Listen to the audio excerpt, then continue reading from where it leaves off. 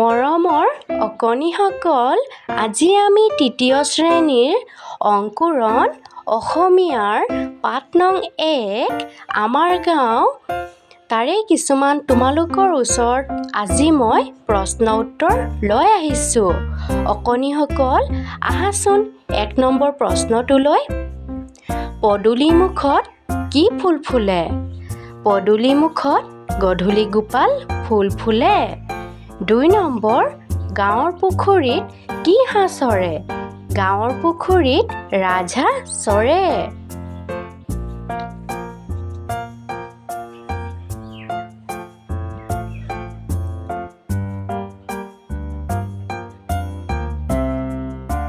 তিনি নম্বৰ, পথাৰখন দেখিবলৈ কেনেকুৱা?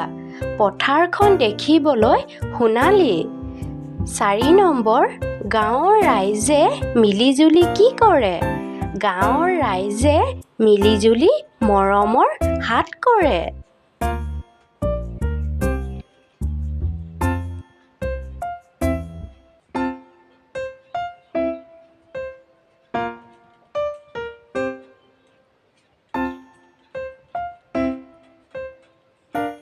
পাঁচ নম্বৰ, কি কি শুৱনি বস্তুৰে গাঁওখন ভৰি আছে? ঘৰ, তামোল পাণ, পখিলা, নদীৰ ঘাট, নামঘৰ, ধান, চৰাই, শুৱনি বস্তুৰে গাঁওখন ভৰি আছে।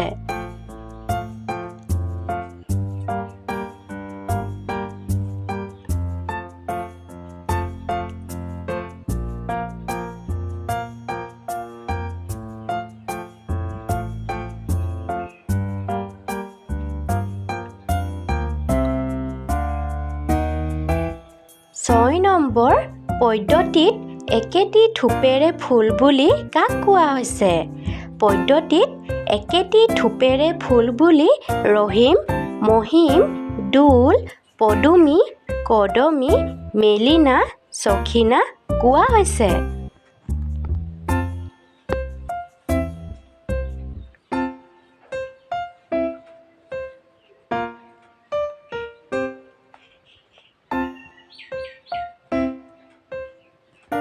সাত নম্বৰ, পদ্যটোত থকা মানুহৰ নামবোৰ কি কি আছিল?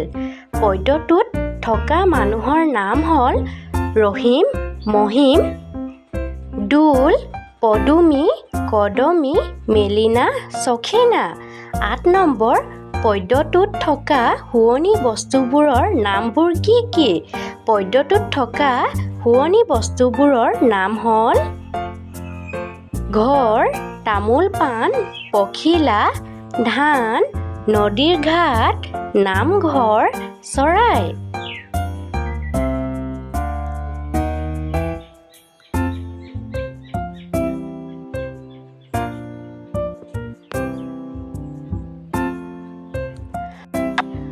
অকণিসকল, তোমালোকৰ যদি এই ভিডিঅ'টো অলপ হ'লেও সহায়ক হ'ল তেনেহ'লে তোমালোকৰ ফ্ৰেণ্ডৰ মাজত লাইক, শ্বেয়াৰ আৰু মোৰ চেনেলটো ছাবস্ক্ৰাইব কৰি দিবা। ধন্যবাদ।